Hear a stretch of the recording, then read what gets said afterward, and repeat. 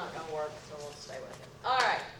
I am the Deputy Title IX Coordinator. Thank God I have transitioned from Title IX Coordinator to now back to Deputy. So I didn't want to be the Title IX Coordinator, but when our HR Director almost 2 years ago now retired or resigned, I was supposed to do it for a couple of months. That turned into a year and a half. So I'm back now being Title IX Coordinator. So, and I am also Director of first and second year programs. So I've taught FYS for a long time, and taught MSU 101 prior to that. So I've been teaching an orientation type course for probably 25, 26 years, something like that. And I love it. It's one of my favorite things to do. I love being with first year students, and I just find it to be really rewarding. And I think too that we're finally in a place where this course needs to be, and we're doing the topics that need to be done in this course. And so we've had rocky road years ago, and it just wasn't working. But I think we've hit it now, and been doing that since 2017, I think. 16, 17, around in there. So anyway, just a quick plug for FYS. I love it, and I hope that you will too. Just to give you a trigger warning, I'm pretty blunt and talk about things that are sensitive when I do these trainings. I'm really going to come at it from a perspective of what if a student comes to you and needs help. And that's what we'll talk about here today. So I just want to give you a little bit of background about Title IX, but again, there is some sensitive material in this. And so we're going to talk about what is Title IX, definitions of student sexual misconduct, what is consent. This is the biggest problem, of course, we have with Title IX. How to handle sexual misconduct situation if one comes to you, what your options are for reporting, just a little bit about bystander intervention, and then some of the challenges that we've faced with this. So, some things to consider, and just feedback from you. Do you think that sexual assault is a problem on MSU's campus? Yes. Yeah, I think if one happens, it's a problem. Do we have a, overabundance? Considering, I don't think we do, but it does happen, unfortunately. And I have to admit, in my experience with Title IX, it seems like we deal with more first-year students in this situation, at least here at MSU. Casey, if you have any comments, feel free. Aren't you doing your dissertation on Title IX? So if you have any thoughts along the way, please feel free to share them. And then Sarah's also a Title IX investigator, so she's been in on a lot of these cases too. Good times. Do you believe the idea of consent is understood by our students? No.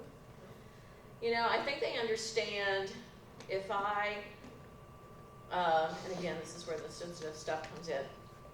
If I am with a person and I continue on and they're screaming, no, no, no, and I keep going, they pretty much know what they've done, okay? They've raped someone, they know that. Where I have found with students that consent gets misunderstood is with alcohol intoxication. They don't say anything, sure no, and so there's some things there we'll talk about that. And what is the culture in your organization? That's just when I talk to student groups regarding sexual misconduct. So what is Title IX? And it's basically no sex discrimination, no sexual assault, period. So if you see something, say something, do something. So we really want students to be bystanders, to intervene when they see things. A lot of times, they just don't want to get involved. When just an intervention, a quick intervention, maybe could just derail the whole thing and stop it. So, but Title IX really is, no person in the United States shall, on the basis of sex, be excluded from participation in, be denied the benefits of, or be subjected to discrimination under any education program or activity receiving federal financial assistance. So if we just decided that we didn't want to do anything with Title IX, what could happen to us here as an institution? Our funding would be poor. Yes, and then what would happen to Morehead State? We would not exist. We can just close the doors because we need our federal financial assistance. So, so it is very important that we follow Title IX guidelines. You hear about Title IX used to primarily as it related to athletics, and so we have to offer the same offerings for females as we do for males.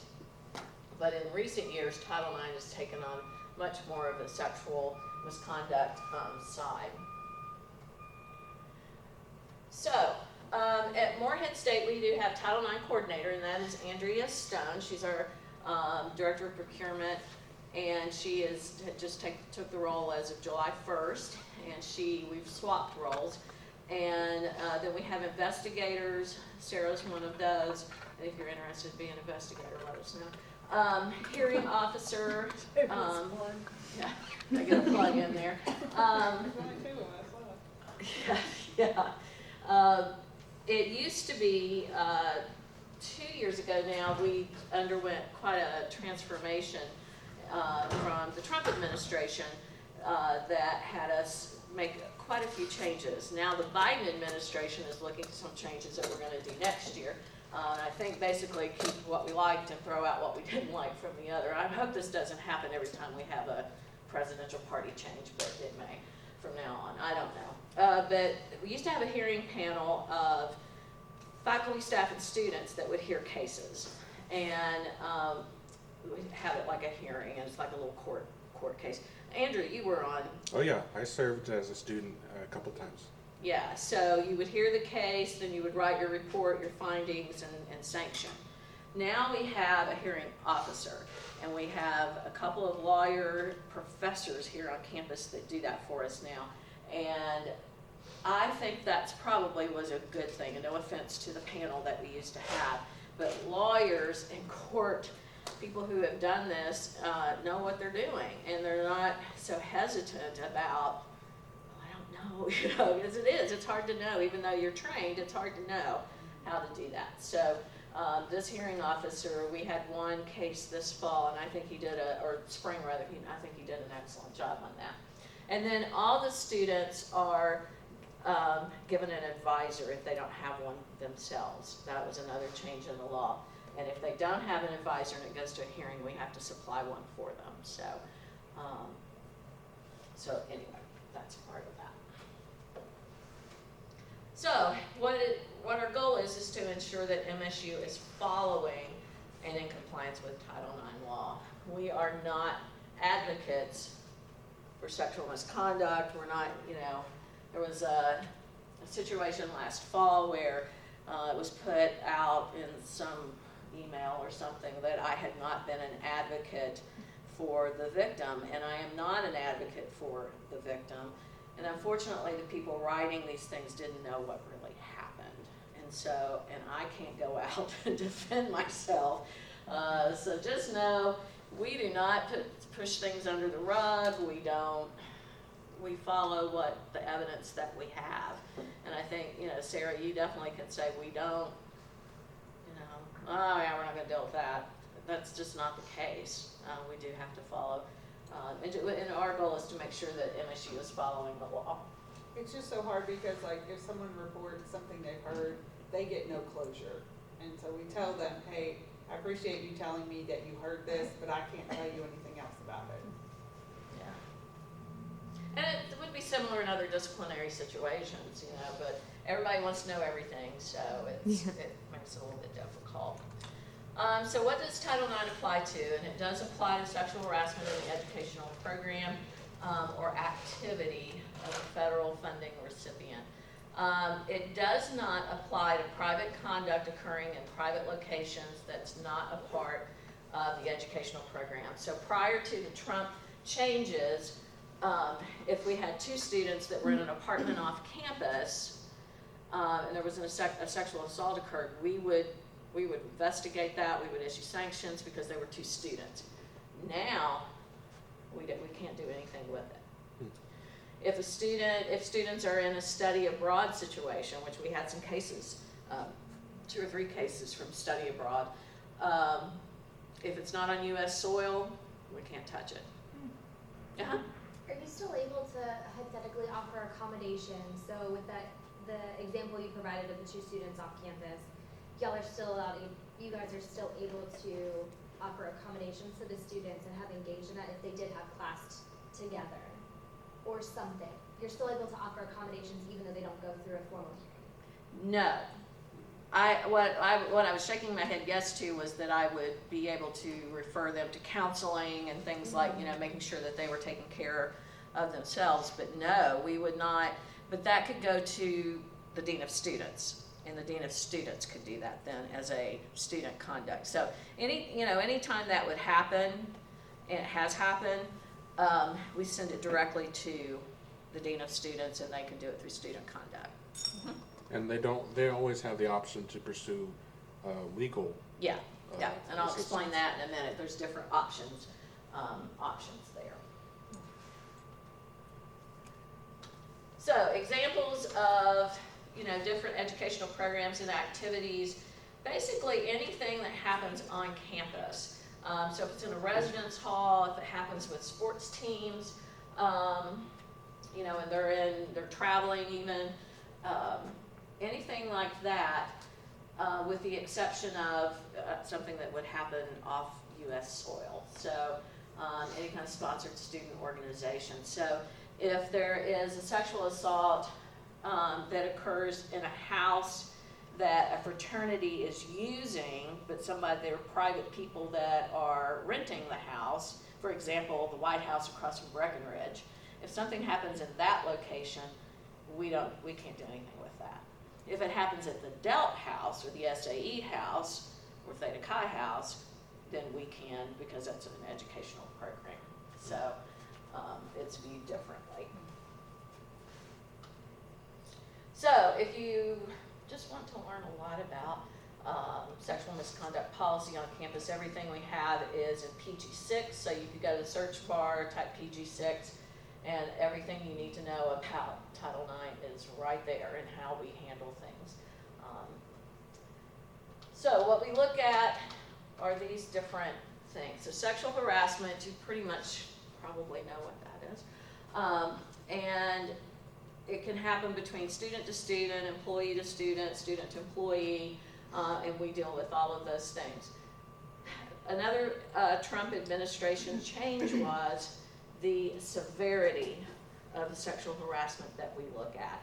It has to be so pervasive that you can't really function in the educational program.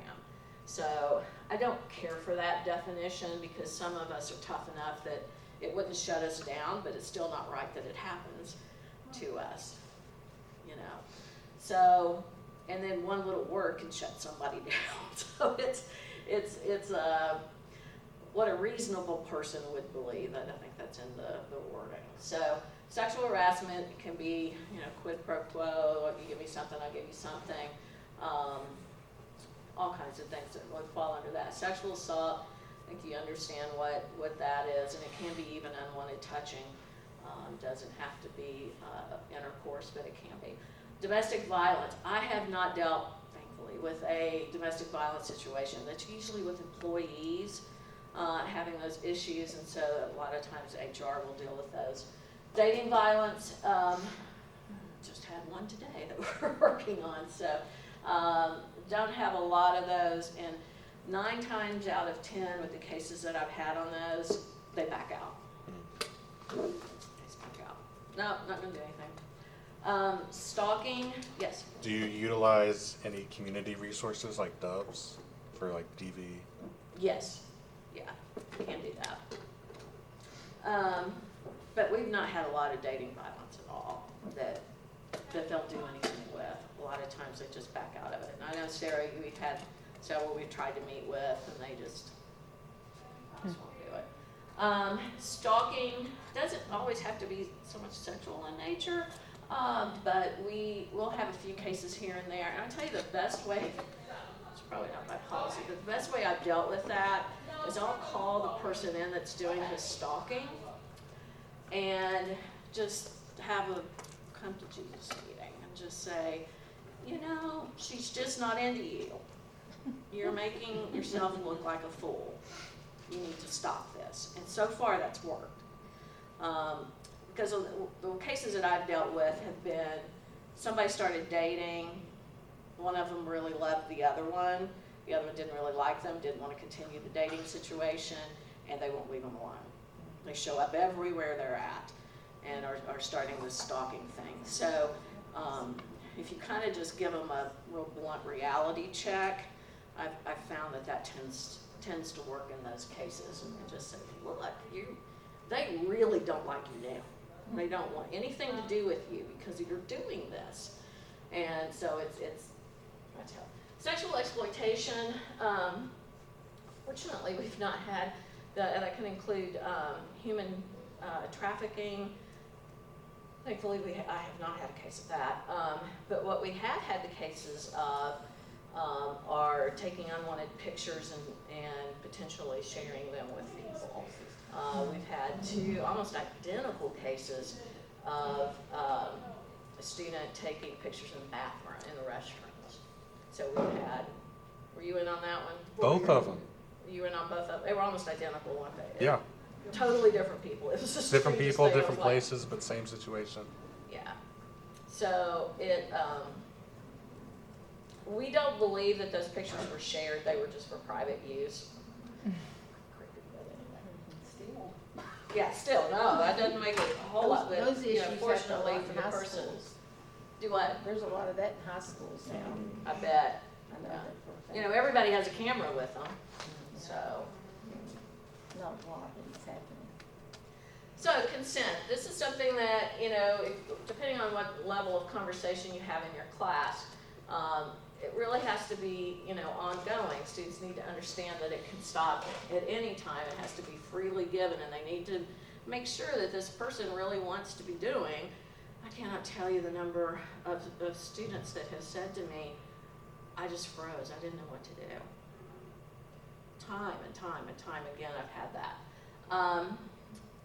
And you know when somebody's not into something or enjoying something. So trying to get, you know, our students to understand that, needs to be informed, needs to be enthusiastic. So what is the age of consent in Kentucky? 16? 16, yeah. So why is that any kind of an issue with us? We have Craft Academy. Craft Academy, yeah. And that is something you specifically need to talk to your students about, is the Craft Academy. Because they will have classes, and there's not a big sign on the Craft Academy students that says, I'm 15 years old, or whatever, I'm still in high school. They don't know that. And so they need to understand that we have this Craft Academy here. We have students coming here to take dual credit classes, and they need to know who they're talking to when they start talking to people. So we overheard one time, my husband overheard it out in front of ADUC years ago. A guy was talking to another girl, and he said, yeah, you know, we were talking, and I found out she's in that high school on campus, so I've told her, you know, we can't talk anymore. And I thought, well, that's good, you know. Hopefully nothing happened there. And you can't consent if you're intoxicated, and that's where we really get, I think, a lot of blurry lines in understanding consent. So if someone is intoxicated, they can't consent legally. If they have mental, you know, incapacitation, any kind of intellectual disability, they cannot consent. And consent is informed, voluntary, and can always be taken back. So let's look at this one. Peggy Sue is at a party at an off-campus apartment rented by Bobby. Jason, one of Bobby's guests, took Peggy Sue to one of the bedrooms and had sex with her. Peggy Sue had been drinking heavily and doesn't recall whether she said no at any time to Jason. Peggy Sue, Bobby, and Jason are all MSU students. So give me your thoughts on this. She couldn't give It's consent, not covered under Title IX. and they're off campus. Yeah, first off, not covered under Title IX. Is it a sexual assault? Yes. More likely than not, it is a sexual assault.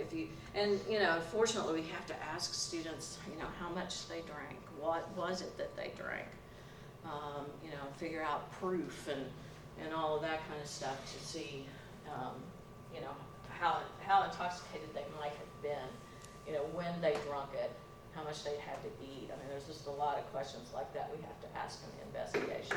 All right, so we're gonna change it. Peggy Sue's at a party in Bobby's room in Manon Tower. Jason, one of Bobby's guests, took Peggy Sue, same thing. So what's the difference here? It's on It is campus. Title IX. Yeah, that would be a Title IX. We would investigate that. And in the other situation, what we would do is send it to the Dean of Students for a student conduct code violation. So what would you do? So if a student comes to you after class or maybe to the peer leader, and then the peer leader tells you, you want to stop the student, you need to inform them that you have to report. And you want to be caring about it, you want to make sure, I know I'm preaching to the choir on this, but you want to make sure that you're being caring and that you're, you know, but you have to let them know that you have to report it. So, Pathways told us several years ago that there was an RA that a student had approached and said, hey, you know, I've got this going on, and she said I was drinking, and all of a sudden they seized on the alcohol intoxication part of it and made her, and so she just shut down and wouldn't tell her anything else because she was, you know, being judged because she was drunk. And so we have amnesty, and I'll get to that in a minute. So, but you want to be caring, but let them know that you do have to report it. I find our students pretty much, if they're going to tell it, if they're going to start, they're probably going to go ahead and tell it. You want to care for the student, make sure that they're safe. You know, when did this happen? I would ask that you not ask a lot of details, because one of the things that we don't want to do is have this person have to tell their story over and over. So if a student gets sexually assaulted and they come and tell you, then they have to come and tell us the whole story, and we have to ask a bunch of questions. If they decide to go to the police, they have to tell it all over again to the police department. And then if it goes to court, and then if it goes to a hearing, I mean, there's just multiple times that they have to keep telling this. So one thing we want to do is try to, you know, not have them keep telling the story. You'll know enough that you know you need to report it. And every time they tell a story, they have to relive the trauma. Yeah, and it's very traumatizing every single time. So we don't want to keep going with that. And you want to just listen to me, judgmental, and just get to the point where you know, oh hey, this is something we've got to call about, and we've got to deal with that. If let me back up there. If it had like just happened, you know, we want to try to get the medical attention. You know, if there is somebody jumped out from behind a bush and we don't know who it is, and we're going to have to issue a safety alert on campus. So, I mean, there's those kinds of things. I've never had that kind of case where it was somebody that 100%, not that it couldn't happen, 100% of the cases I've dealt with, they knew who it was. So, well, with one exception, in was it Alumni Tower last year? Casey, you might not even have been here yet. A student reported that a person got on the elevator with them at Alumni, but they never could determine who it was. Everything was inconclusive with the video and stuff. So, so we didn't know about that. But it was not a sexual assault. It was, I think, just I don't know. Police dealt with that one. But we do want to connect them with resources. So you want to call us. They do have the option, and I'll explain that a little bit more, of going through the police. If it's something that has happened really recent, we want to make sure that they know about the health clinic here on campus, or the St. Clair. Pathways always has some really good resources. And then on our PG6 at the end, there's a bunch of online resources there. And then administrative, we're going to make the report, and we may ask you to participate in the investigation. We may have to ask you about that if there's some reason to, and we expect that participation. And then offered continued support. And in a classroom setting, you would just want to kind of keep your eye on that student. you know, if they make sure you report if they quit going to class, and you know, just kind of understand that there may be some issues there. So, drug and alcohol amnesty, we do have that as part of our policy.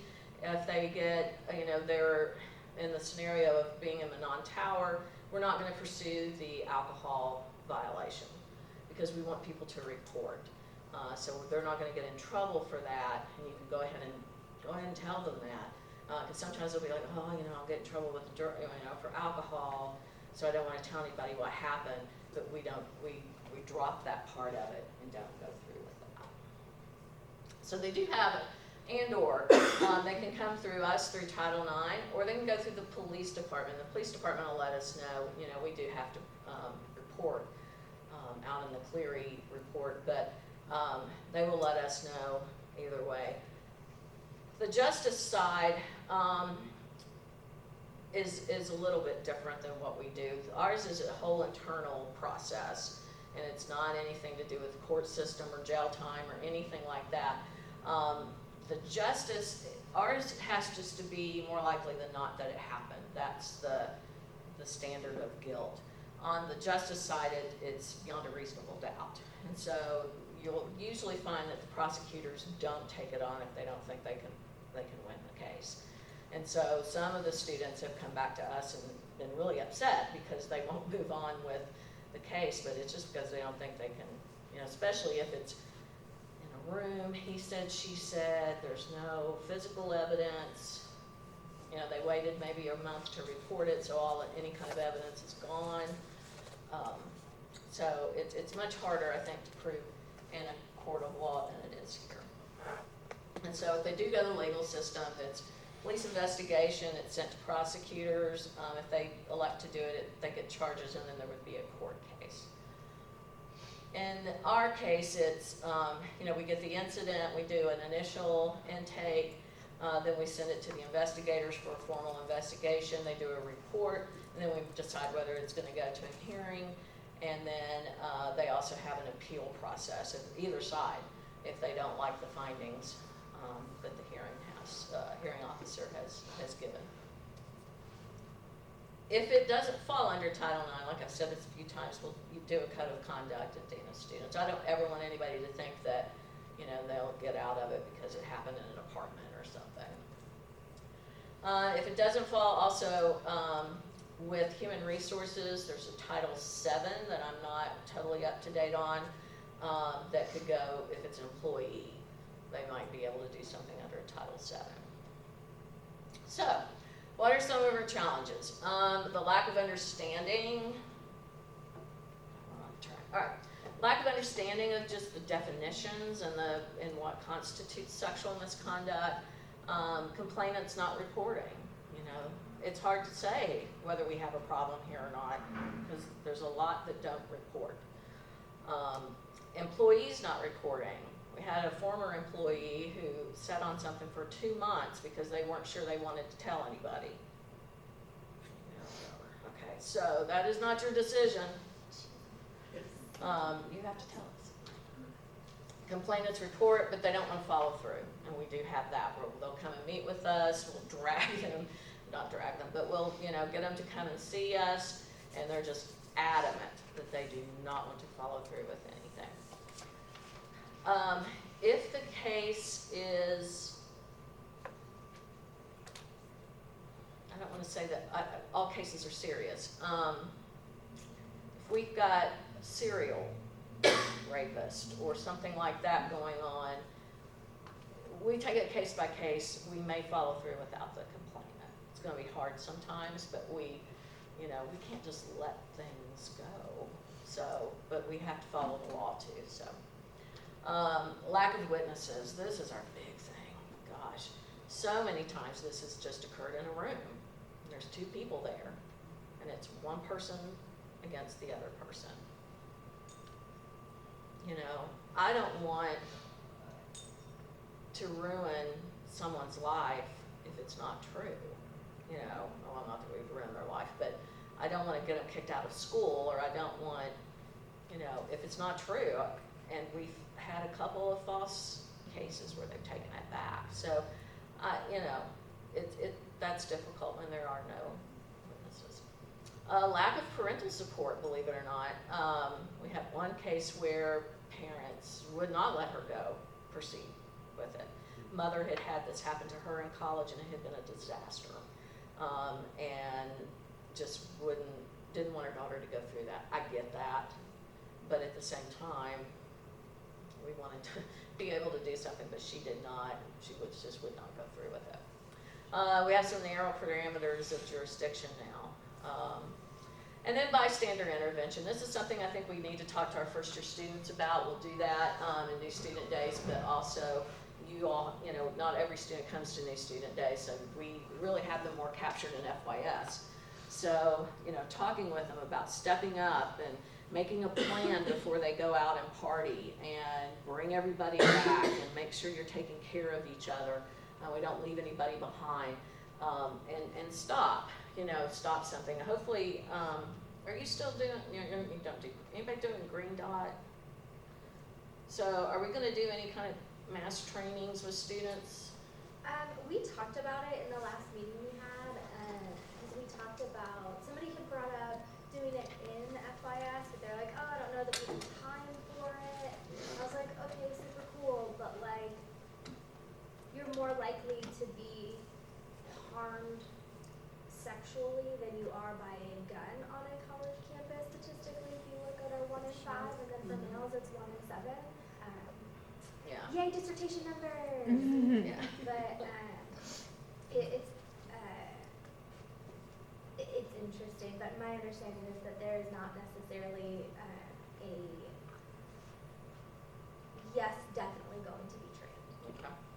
Green Dot has, I think, great, the 3 Ds, I think they call it, of, bystander intervention, distracting and, even if it's just making up some kind of story to get somebody out of the situation, whatever it is, or being direct about it.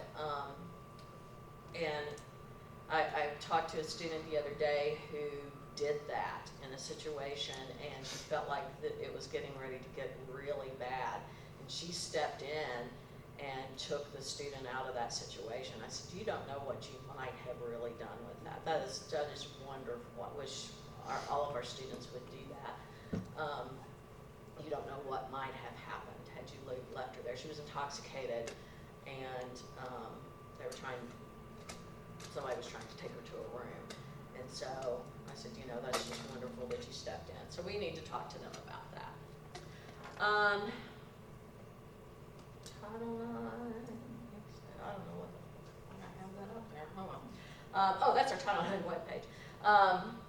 So you can go here and do the form, fill out a form if you want to, or you can just call us. You don't have to do the form, we'll do that. But if somebody wanted to report and not necessarily come and talk to us, they could fill the form out on the Title IX page. And so this is how I kind of end these. Bedrock principle of the American criminal justice system is that people are presumed innocent until proven guilty. And these students that we have here, a lot of them right now, we're in this cancel culture where everybody is guilty and they should be flogged out of the bell tower before anybody has any due process.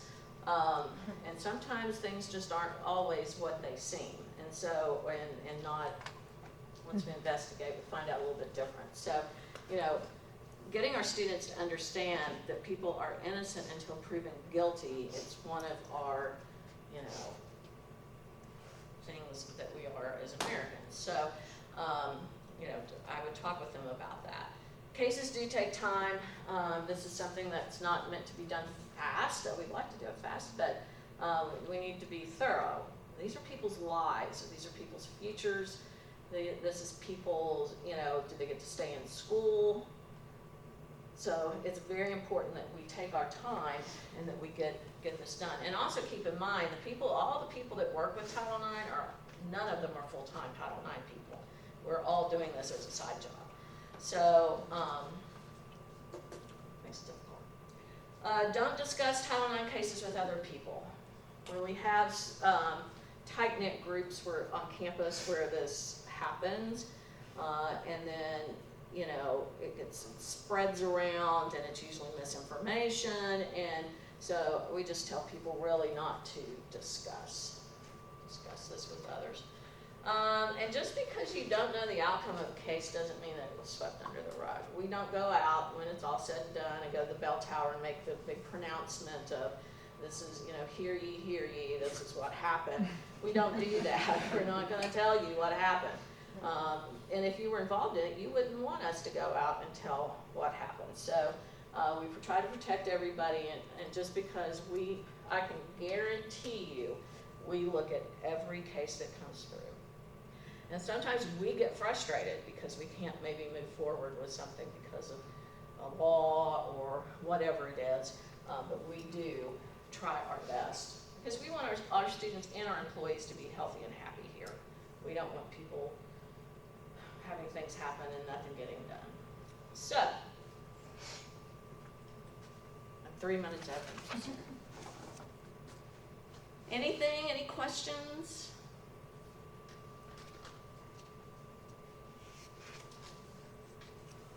If you ever have a question, give me a call, Sarah, Andrea, any of us willing to talk with you about it.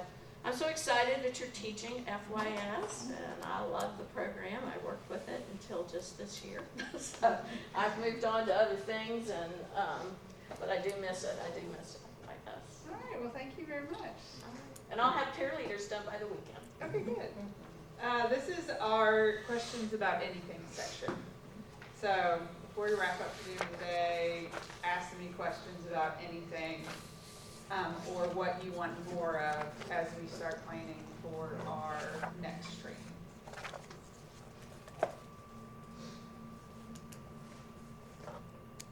Nothing? Okay. Thank you guys so much for coming to training. I know it's a lot of information. Please don't feel overwhelmed. If you have questions, we are here to support you. So, thank you. Have a lovely day. And then everybody signed in, yes. Okay. Do you want to turn this off? Yes, please.